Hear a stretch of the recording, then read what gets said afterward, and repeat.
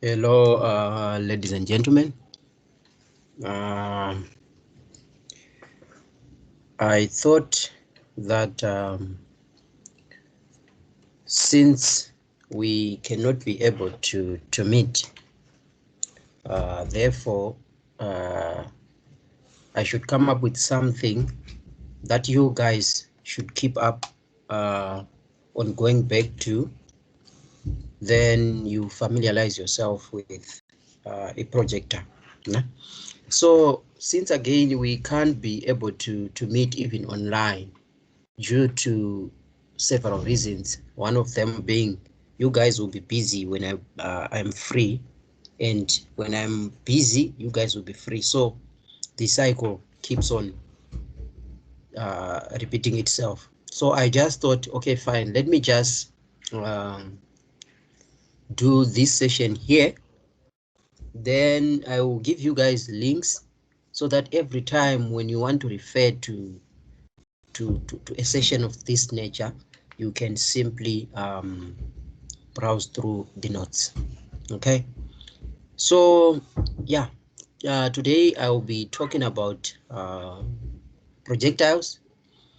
As you know, a projectile can be a situation whereby something has been thrown from point A to point B, and as that thing travels from point A to point B, it will have a horizontal component as well as a vertical component as it travels.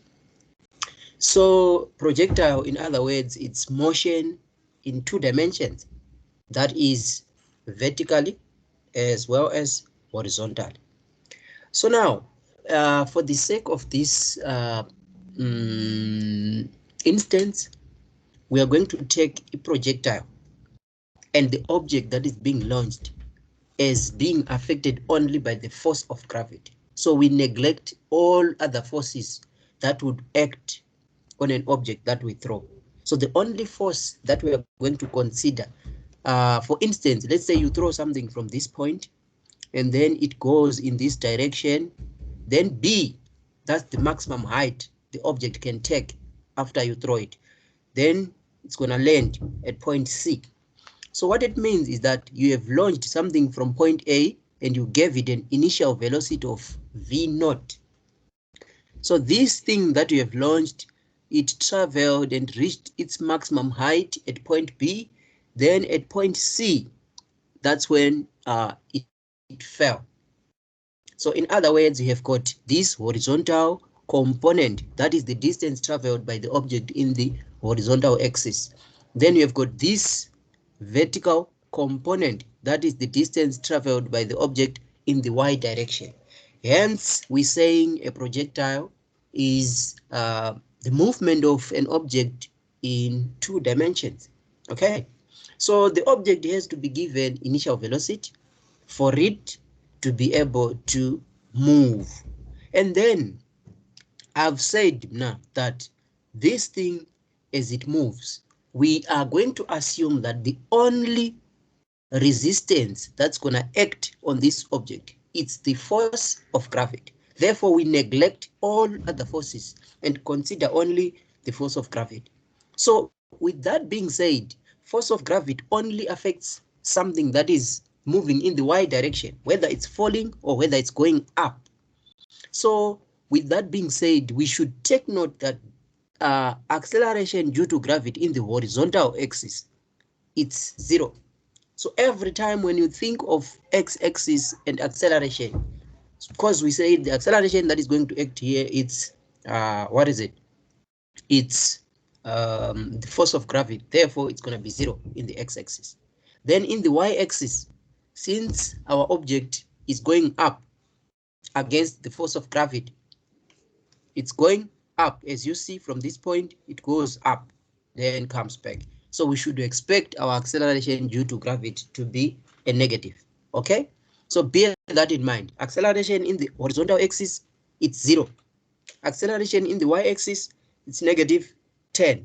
So for the sake of this module and for the sake of the physics that we are doing here, physics 113, you use your acceleration as negative 10 meters per second. Okay, so don't be confused by my g here being negative 9.8.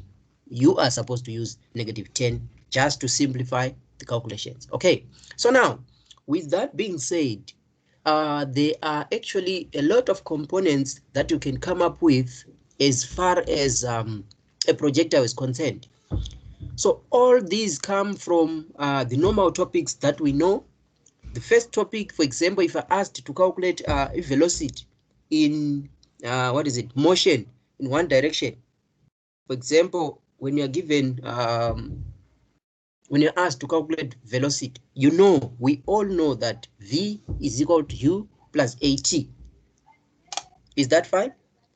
V is equal to u plus at, which means when you're asked to calculate that, you should, let's say in a scenario like this one of a, of a projector.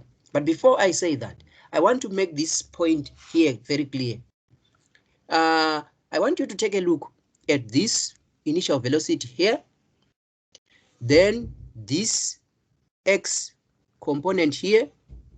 Then if you can join a line here that is going to come from the x component and then touches the v naught, you have a right angled triangle. And on that right angled triangle, you have your angle theta here, and you have your, your v naught this side, and you have your y-axis here and your x-axis this side. So if you are to express this side, the horizontal axis, in terms of v naught and theta, we all know that it will give you what? It will give you v naught cos theta, this point here from point A up until somewhere here. Then again, if you are to express this side in terms of v naught and theta, it's going to give you v naught sine theta. Therefore, you find then that I came here and write v naught x and v naught y. Remember, v naught x represents what? Initial velocity. Now, then v naught y represents as well initial velocity in the y direction. So if you are looking for initial velocity in the x-axis, it's just this part here that you are looking for, the velocity for this part, which I said it's called v naught cos theta. So v naught cos theta represents initial velocity in the x-axis. V naught sine theta represents initial velocity in the y-axis. Okay. So now, I've already said this, that acceleration in the x-axis is 0, and then acceleration in the y-axis, you should take it as 10 meters per second squared, which is negative. Why? Because it's against the force of gravity. Don't mind this 9.8. For the sake of this module, you're going to use what? Negative 10. Okay. So now, if you are asked now to calculate velocity in the x-axis, and you know that the initial velocity, according to what we've derived here, it's v naught cos theta. So the velocity now in x-axis, using the formula that we know, v is equal to u plus at, you will find then that in place of u, we said v is equal to u plus at. In place of u, you take this v naught. Why? Because that's the initial velocity. So you put it here plus a. We said acceleration in the horizontal axis, it's 0. So the at now is going to disappear. The at is going to disappear. Therefore, if you're asked to calculate the velocity in the x direction, you will find then that your Vx will be equal to V naught cos theta. Okay, V naught cos theta. At disappears. Why? Because acceleration due to gravity in the horizontal axis is 0. Therefore, that At will disappear when you put a 0 in place of A. Then, if you're asked to calculate velocity in y direction, which we call Vy, it's given by V naught sine theta. Remember, we said g in y direction it's negative 10. Therefore, that's why you see this negative gt. It simply means that in place of, it was u plus at. Then in place of a now, when you introduce negative g, it will become negative gt. t. I'm sure you guys are getting this. So now we are using a projectile, which is what is it? Movement in 2 dimensions, or motion in 2 dimensions. We are using it now, deriving formulas from what is it? From a motion in 1 dimension. Remember, when we were talking about motion in 1 dimension, we said v is equal to u plus at. So now, the difference between motion in 1 dimension and motion in 2 dimension is that in 2 dimension you have both the x-axis and the y-axis. So when you are looking for a velocity, you should have velocity in the x-axis and velocity in the y-axis. There are 2 different velocities that you can get. Why? Because it moves at different rates in different directions. So you do the same for displacement. You have to calculate displacement again.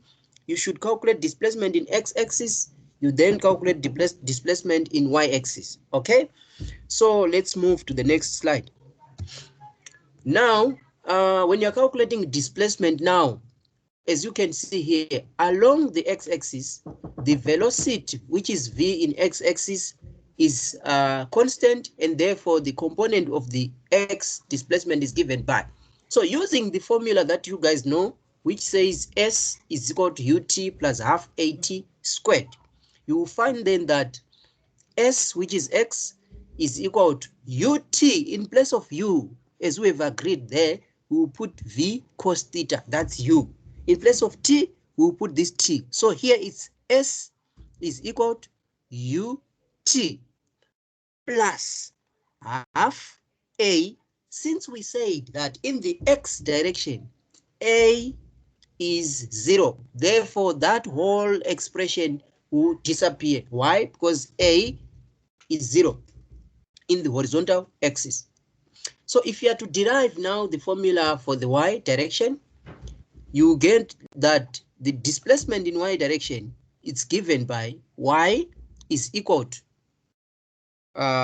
v naught sine theta, where v naught, this v naught here, this v naught here, that you see is the initial velocity in the y direction. So y will be equal to v naught t from the formula s is equal to ut plus half at squared. So in place of u, we put v naught sine theta because we are in the y direction. In place of t, we put our t. Then, since our g, for the purpose of this, what is it? This explanation is going to be negative g. Why? Because we are moving opposing the force of gravity. Therefore, you see this negative coming in. So it will be negative half at squared, where a is our acceleration due to gravity, which is g. Okay.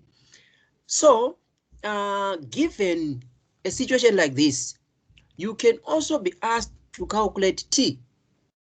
So how do you calculate t in a projectile? You can simply just go to this displacement in x direction. When you go to the displacement in x direction, you have to make t subject of the formula. So if you make t subject of the formula here, you have to divide both sides by v naught cos theta, v naught cos theta. Then at the end of the day, your time will be given by t is equal to x over v naught cos theta. Okay. So now, there will be a lot of situations whereby you guys will be able to, what is it? You'll be able to use these formulas that we have derived. So the formulas that are very important as far as a projectile is concerned, you have got the formula for t. This formula, please take note of this formula. It's very important.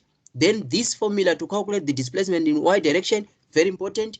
This formula to calculate the displacement in x direction, it's very important as well. This formula to calculate velocity in y direction is very important. Then this formula to calculate velocity in x direction is also very important. Okay. So now, now that I have given you these formulas, I want to show you now how do you apply these formulas. So I'm gonna just go here and take an example, probably just one example.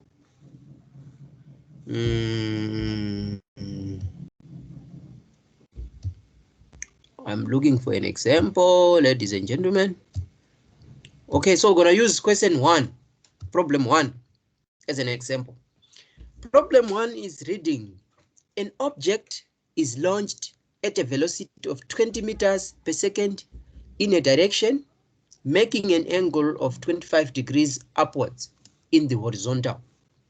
So you have, this is the what we recommend you guys to do when you are dealing with projectiles. Just to indicate to us that you are understanding whatever that you are doing, the first thing first, you have to collect data. So in a situation like this, we expect you to write to us and say, given initial velocity, which is v naught, is equal to 20 meters per second, theta is equal to 25 degrees. Yes. So you have collected the data now. After collecting the data, we expect you to represent this information on a diagram.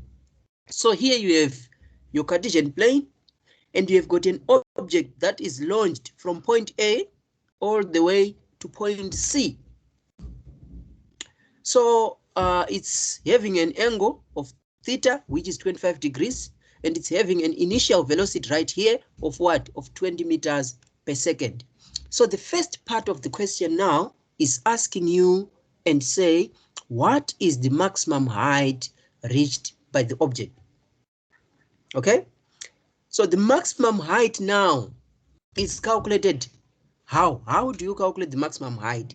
On your diagram, the maximum height is this point B. So when you threw your stone, it reached its maximum height on this point. So they want you to calculate this height from this point up to this point, and we usually call it H max. So you have to calculate H max. How do you calculate H max?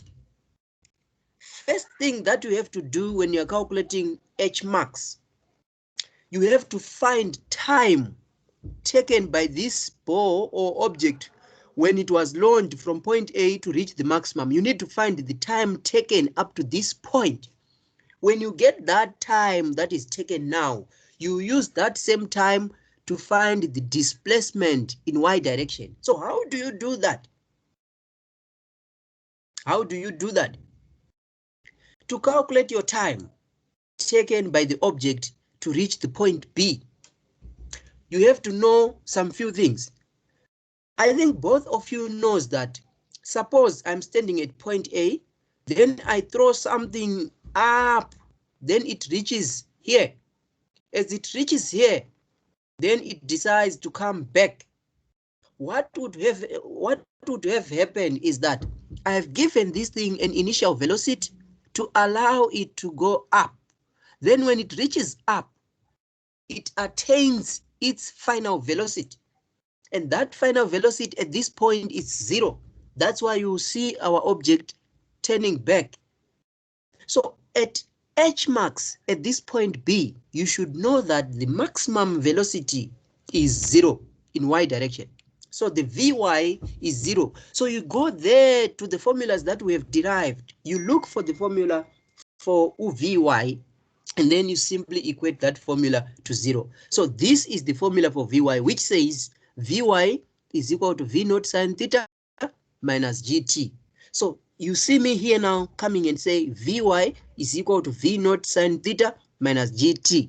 Then you equate this to 0. Why? Because at maximum, the velocity in y direction is 0. So when you equate this to 0 now, then you substitute the data that you are given. You are given V naught. So you put the value of V naught here, which is 20 meters per second. Then you multiply by sine. The value of theta is 25. So here you have 20 sine 25 minus GT is equal to 0. Okay, so if you take GT to the other side, then divide both sides by G, you will make your T subject of the formula. At the end of the day, your T will be equal to 20 sine theta, which is 20 sine 25 divided by divided by 10. Remember, we said we're going to use G as 10. So divided by 10, your answer will be this one in seconds. So now that we have found the value of t, you will use the value of t to calculate now the displacement in y direction. So you go to the formula that we have derived, and we said we're gonna use it to calculate displacement in y direction. Therefore, you go there. Then when you go there, you just substitute t. So you see me now, I come here and say the formula is this one. And it says y is equal to v naught sine theta t minus half gt squared. Okay, sorry, I think I'm substituting on a wrong. Okay, yeah. So you take this t that we have here, as you see it, then we substitute it in place of t here and there. When you substitute it in place of t, then you get your answer as y, and that will be your answer. Okay, are we fine? So we move now to the next segment, which is part B. So the part B now, so this is so after substituting the value of t, wherever there was t, you get your answer here. Let me know if you have any problem. Then we go to part B. The part B now says calculate the time of flight. That is the time taken by the object when it was launched and then until it reaches the ground. Okay, so what you should know now, given a situation like this, you are asked to calculate the time taken by this object when we launched it at point A, then it flew all the way to point C. So the time taken to cover this distance is what we need. But if you look at this Cartesian plane, from the time of launching, you can tell that the time here is 0. Why? Because we haven't launched it yet. So the t here must be 0. Whatever that we are going to do, we should already know that our t at this moment is 0. But again, in terms with respect to the y-axis, this point of launch is 0, as you can see. So at point A, y is 0, and at point C as well, y is 0. Therefore, for you to be able to calculate the time of flight, what you simply need to do is to substitute y with 0. Why? Because before launching, y is 0, and after launching, when the object reaches the ground, y is also 0. So if you go to the equation of displacement in y direction, you then just substitute in place of y, you put a 0, as you see here. So after putting a 0 here, now you solve for t. How do we solve for t? We just, first thing first, after substituting the value of g by 10, then we can be able now to factor out t. So after factor outing t, you have your equation saying t bracket this is equal to 0. So either t is equal to 0 or t is equal to whatever that is going to be remaining behind. Then you solve for t there. After solving for t, you get your answers like two of them. The first one will be 0, then the second one will be 1.72 seconds. So since we want to know the time of flight, the time of flight cannot be 0. 0 simply means that it's at the time of launching here. So t is equal to 0, it's this point. Then the other t is this point, which is the time of flight that we are looking for, which is what? Which is 1.72 seconds. Okay, so we go to the next part, which is part C. Part C simply asks for the range, which is the horizontal range. The question is saying, what is the horizontal range of the object? Yeah? So the horizontal range now simply means the distance from point A to C in x-axis, this distance here, that's the horizontal range. So we said that for you to be able to calculate this point here, you need to have time of flight. So after you get the time that was taken to travel from point A to point C, then you substitute that time in the formula that you have for horizontal displacement, then you'll be able to find your horizontal range. How do we do that? The formula to calculate horizontal range, it's just Vx, where is it? It's Vx, sorry, it's X, or yeah, X is equal to V naught cos theta. X is equal to V naught cos theta T. So where is the formula? Let me look for it. This is the formula here. So your range now is going to be given by distance traveled multiplied by T2. As you see, this V naught cos theta T2 simply means that from the formula that we've derived that time, which says X is equal to V naught cos theta T, you just come and substitute the value of T by the value of time of flight that you would have gotten on top there. Once you do that, when you punch on your calculator, you should be able to get your your horizontal range. Okay, then the last part, which is part D. Part D talks about the velocity of the object just before it hits the ground. Velocity of this object that we launched here just before it hits the ground. So it means this point here, at this point. So what you should know is that at this point here, just before it hits the ground, our T is going to be the T of flight, the time of flight, which is that 1.72 seconds. This is the time that we are going to use. So for us to be able to do that, we need to use this T to calculate velocity in X direction and velocity in Y direction. So our velocity in X direction, which is given by V naught cos theta, is going to be, you substitute V naught here, you substitute theta here, then you punch this on your calculator. What you're going to have, that's your velocity in X direction. Then our velocity in Y direction is going to be given by V naught sine theta minus GT. So you are going now to substitute V naught here, you're going to substitute theta here. In place of G, you put 10. Then in place of T now, you put 1.72 seconds. Why? Because this is the corresponding time taken by the object for it to land at that point. Okay, so yeah, then you substitute here. So this is what you see here. They are doing that. Their Vx is equal to 20 cos 25. Then you get your answer after punch this. Then their Vy is equal to 20 sine 25 minus what. Then you punch your answer. Then now the magnitude of velocity now is the combination of the velocity in X direction and the velocity in Y direction. Therefore, your V, which is the velocity magnitude, is given by the square root of Vx squared plus Vy squared.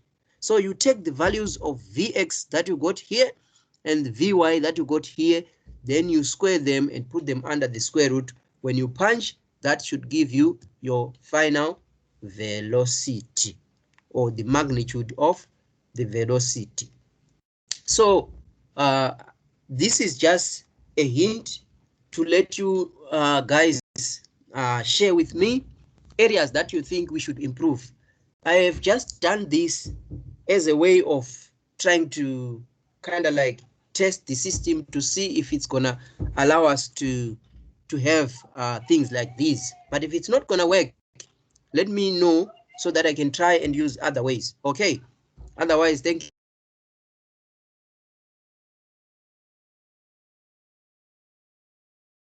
you so much for your time.